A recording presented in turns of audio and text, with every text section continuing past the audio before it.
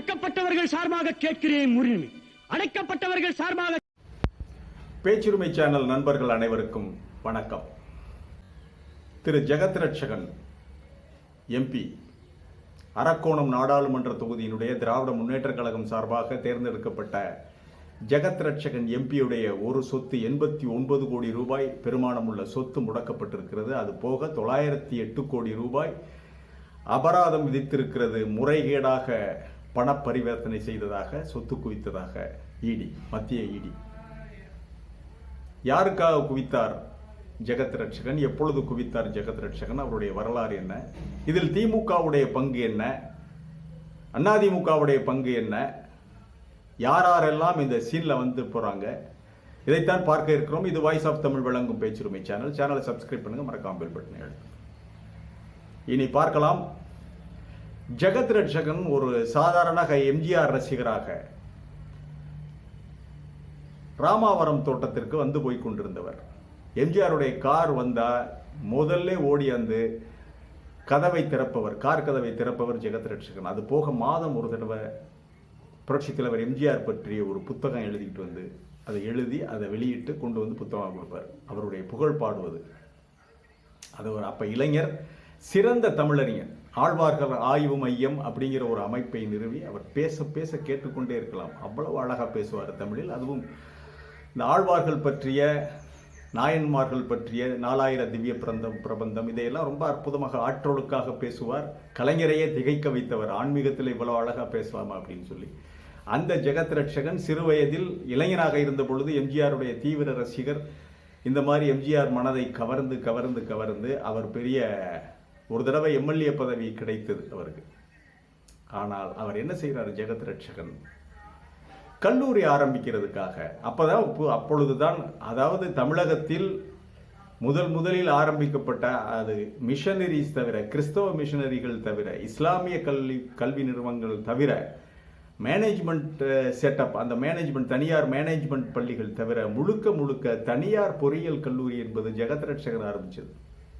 இவர்தான் முதலில் ஒரு கல்லூரியை கட்டுவதற்காக எம்ஜிஆர் கிட்ட நிலம் கேட்கிறார். எம்ஜிஆர் அவருக்கு பள்ளிக்கரணையில் இருந்து வேளச்சேரி செல்லுகின்ற சாலையில் ஒரு இடத்தை ஒதுக்கி கொடுக்கிறார்.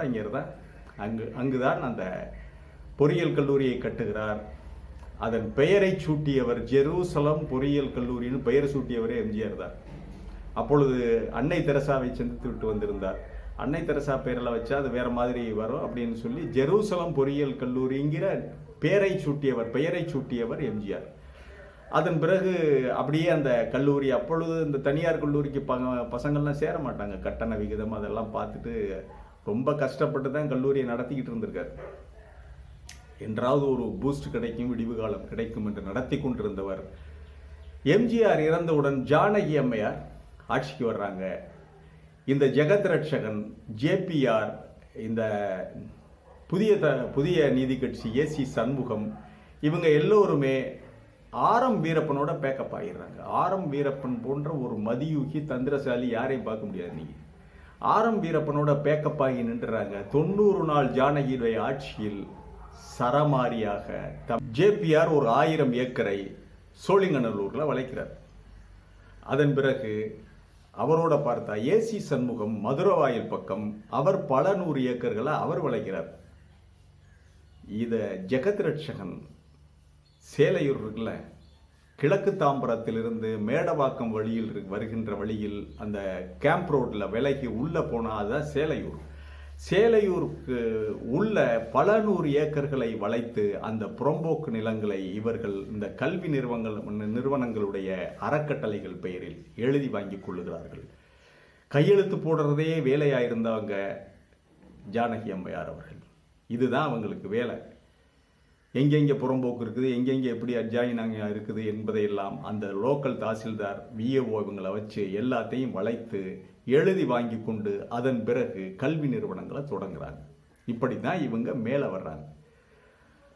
அந்த பூஸ்ட் ஆகிற நேரத்துக்கு மக்கள் தொகை அதிகரிப்பு, அரசு கல்லூரிகளில் இடமில்லை, அரசு பொறியியல் கல்லூரிகளில் இடமில்லைன்னு உடனே இவங்களுடைய கல்லூரிகள் பிற வெளி மாவட்டத்திலிருந்து வந்த மாணவர்கள், இவர்களுக்கான நிறைய மாணவர்கள் இடம் கிடைக்கிறதுல நிறைய போட்டாப்பட்டி ஏற்படுது, கல்வி கட்டணங்களை உயர்த்துறாங்க, மிகப்பெரிய கொழுத்த லாபம் கிடைக்கிறது. அப்படியே ஒவ்வொரு கல்லூரியாக இவர் ஜெகத் ரட்சகன் தன்னுடைய கல்லூரி வளாகத்தில் பல்வேறு கல்லூரிகளை தொடங்கி இவர் என்ன செய்கிறாரு, பல்கலைக்கழகமாக மாற்றி பாரத் யூனிவர்சிட்டிங்கிற பேரில் பல்கலைக்கழகமாக மாற்றி அதற்கு அனுமதி வாங்கிடுறாரு.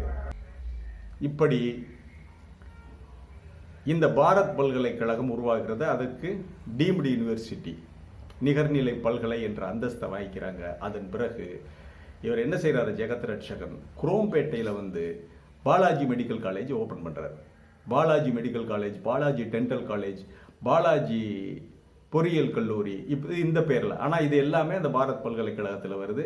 அது போக அந்த குரோம்பேட்டை உள்ளே போகும்போதே பாலாஜி மருத்துவக் கல்லூரிக்கு எதிர்க்க பாலாஜி திருமண மண்டபங்கள், பல்வேறு இடங்களில் திருமண மண்டபங்கள் இதெல்லாம் செய்கிறாரு. கிட்டத்தட்ட 2010 வாக்கில் குரோம் லெதர் ஃபேக்டரி, அதாவது குரோம்பேட்டை என்றாலே குரோம் லெதர்ஸ் தான், அந்த குரோம் லெதர் ஃபேக்டரியை வாங்குறாரு. கிட்டத்தட்ட 45 லட்சம் ரூபாய்க்கு வாங்கியதாகவும் அதில் பணம் கொடுக்காமல் ஜெகத் ரட்சகன் அவர்கள் ஏமாற்றியதாகவும் ஒரு புகார் அவர் மேல் வந்தது, தன்னுடைய அரசியல் செல்வாக்கை பயன்படுத்தி கொண்டு. இப்படி போய்கிட்டே இருக்கும்போது அளவு கடந்த அளவில் பணத்தை குமிக்கிறார். இவருக்கு 2 பெண் குழந்தைகள் மட்டும்தான், 2 மனைவிகள், அதில் 2 பெண் குழந்தைகள், ஒருத்தருக்கு 2 பெண் குழந்தைகள். அவங்க தான் கல்லூரி நிர்வாகங்கள் அதையெல்லாம் பார்த்துக்கிறாங்க. கிட்டத்தட்ட அவர் அதிலிருந்து வெளியே வந்துடுறார். ஜெகத் ரட்சகன் அதிலிருந்து கம்ப்ளீட் வெளியே வந்துடுறாரு. இந்த பெண்கள் தான் பார்த்துக்கிறாங்க, அந்த அவருடைய மகள், மருமகன், இவங்க தான், இந்த குரூப் தான் இந்த கல்வி நிறுவனங்களை ஆட்சி செய்கிறார்கள், அதை டெவலப் பண்ணுறாங்க, பெருசாக கொண்டுக்கிட்டு போகிறாங்க. மற்றபடி ஜெகத் ரட்சகன் அதெல்லாம் அதிகமாக அதில் இன்வால்வ் ஆகாமல் இவர் என்ன பண்ணுறாரு, இவர் ஆர்எம்பியோட கொஞ்ச நாள் அந்த எம்ஜிஆர் கழகத்தில் தொடர்ந்து பயணம் செய்து அதன் பிறகு இது போனியாகாது என்ற நிலைக்கு வந்தவுடன் பாட்டாளி மக்கள் கட்சி ராமதாஸுக்கு கவுண்டர் பண்ணுற மாதிரி வீரவன்னியர் பேரவைன்னு ஒரு பேரவை ஆரம்பித்து நடத்துகிறார். வீரவன்னியர் பேரவை கொஞ்ச நாள் நடத்துறாரு, அதுவும் சரியாக வரவில்லை. அதை அப்படியே ஜனநாயக முன்னேற்ற கழகமும் மாற்றி அரசியல் கட்சியாக நடத்துகிறார். இந்த ஜனநாயக முன்னேற்ற கழகம் கொஞ்ச நாள், ஒரு 4-5 வருடம் இந்த ஜனநாயக முன்னேற்ற கழகம் வருகிறது. இந்த ஜனநாயக முன்னேற்ற கழகம் இதில் இருந்தவர் தான் சேலத்தில் இருந்து எம்பியாக தேர்ந்தெடுக்கப்பட்ட திரு பார்த்திபன், திமுக எம்பி இருக்காருல்ல, அவர் முதல்ல இந்த ஜனநாயக முன்னேற்ற கழகத்தில் இருந்தவர். திரு பார்த்திபன் முதல்ல எம்எல்ஏவாக தேர்ந்தெடுக்கப்பட்டார். அதன் பிறகு எம்பிக்கு போட்டியிட்டு அவர் வெற்றி பெற்றார். பார்த்திபன் அவர் இவர் ஜெகத் ரட்சகனோட இருந்தவர், ஜனநாயக முன்னேற்ற கழகத்தில் டிராவல் பண்ணவர். இப்படி போய்கொண்டிருந்த கட்சியையும் கலைத்து விட்டு அதன் பிறகு நேரடியாக திமுகவில் சேர்கிறார். முதலாக அவர் அரக்கோணம் நாடாளுமன்ற தொகுதியில், அரக்கோணம் நாடாளுமன்ற தொகுதியில் திரு ஜெகத் ரட்சகன் பாட்டாளி மக்கள் கட்சி கூட்டணியில் அவங்க அதிமுக கூட்டணி, பாட்டாளி மக்கள் கட்சி, அந்த கூட்டணியில் போட்டியிட்ட ஏவா வேலுவை தோற்கடித்து முதலாக நாடாளுமன்ற உறுப்பினராக இருக்கிறார். அதாவது 2014க்கு முன்னால், 14 இல்லை, அதற்கு முன்பாக காங்கிரஸ் ஆட்சி காலத்தில் 2009 தான் அவர் 2009 முதலாக திரு ஜெகத் ரட்சகன் 2009 தேர்தலில் திமுக சார்பாக அரக்கோணம் நாடாளுமன்ற தொகுதியில் போட்டியிடுகிறார். அங்கே அப்பொழுது அவரை எதிர்த்து போட்டியிட்டவர் திரு ஏவா வேலு, பாட்டாளி மக்கள் கட்சியினுடைய வேட்பாளர். அதில் ஜெகத் ரட்சகன் வெற்றி பெற்று காங்கிரஸ் அரசில் நல்ல பதவிகளை வாங்கி கொள்ளுகிறார். அதில் தான், அந்த பீரியடில் தான் ஜெகத் ரட்சகன் மேலே மிகப்பெரிய ஒரு புகார் சொல்லப்படுகிறது.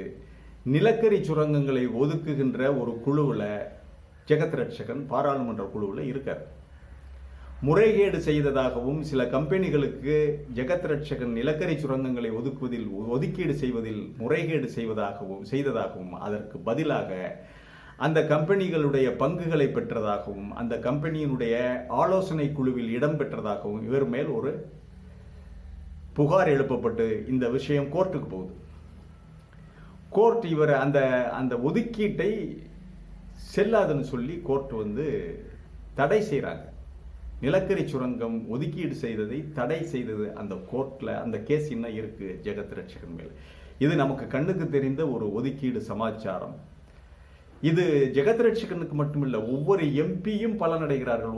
ஒவ்வொரு எம்பிக்கும் ஏதாவது ஒரு விஷயத்தில் ஒரு ஒதுக்கீடு, ஏதாவது ஒரு கனிம ஒதுக்கீடு, ஏதோ ஒரு விஷயத்தில் இவங்களுக்கு பங்கு இருக்கு. ஒவ்வொரு எம்பியும், ஜெகத் ரட்சகன் மட்டுமல்ல, ஆளுங்கட்சி எதிர்கட்சி எல்லா எம்பிக்களுமே பலனடைகிறார்கள். இதில் பாரதிய ஜனதா காங்கிரஸ் என்று பேதமெல்லாம் கிடையாது. ஆகவே இது இவ்வளவு சொத்துக்களையும் குவித்தது முதலில் எம்ஜிஆர் கிட்ட தொடங்கி ஜானகி வந்த பொழுது, அப்பொழுது பல 100 ஏக்கர்களை வளைத்து, அப்பதான் அவர் பெருசா டெவலப் ஆகிறாரு. ஜானகி மூலமாக டெவலப் ஆகி ஜெயலலிதா ஆட்சி காலத்தில் அவரை ஒன்றும் செய்ய முடியவில்லை. அவர் அப்புறம் ஜனநாயக முன்னேற்றங்களாம் அப்படி இப்படிலாம் டிராவல் பண்ணி கடைசியாக மிகப்பெரிய கோடீஸ்வரனாக ஆகியதற்கு பிறகுதான் திமுகவில் சேர்கிறார். திமுகவில் சேர்ந்ததற்கு கைமேல் பலனாக அவருக்கு காங்கிரஸ் அரசில் நிலக்கரி, கனிம ஒதுக்கீடு இந்த குழுக்கள் அவர் பங்கு பெறுகிறார். இதன் மூலம் நிறைய, அது வெளியில சொல்ல முடியாது, அந்த குற்றச்சாட்டு எழுந்தது. பல 100 கோடிகளை அவர்கள் பார்த்து விட்டதாகவும், அந்த ஒதுக்கீடு செய்த விஷயத்தில் முறைகேடு நடந்ததாகவும், பல 100 கோடிகள் கைமாறியதாகவும் சொல்லப்பட்டது. அதனால தான் கோர்ட்டு தலையிட்டு அதை நிறுத்தி வைத்தார்கள்.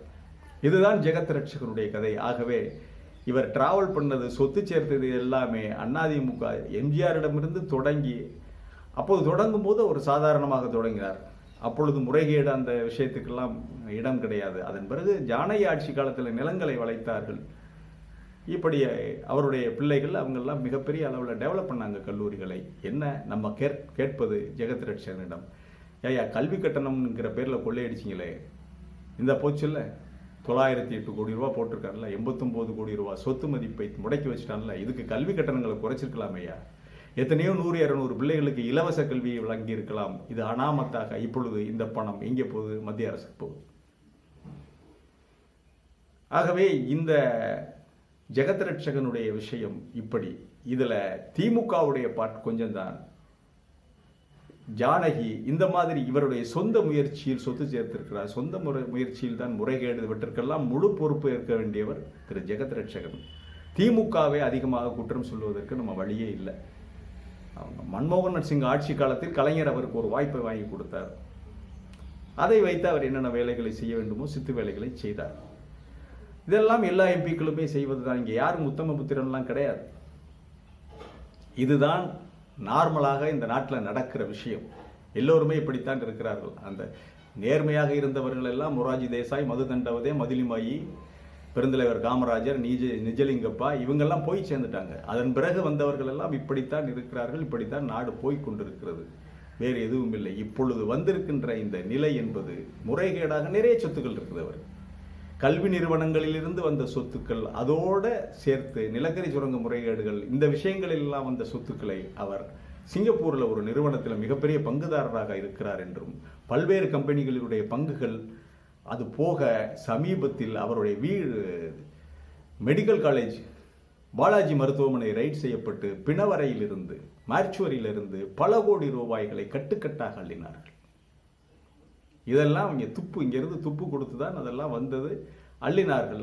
அந்த கணக்கு இதையெல்லாம் கூட்டி கழித்து பார்த்து இப்போ இவங்களை அட்டாச் பண்ணியிருக்காங்க.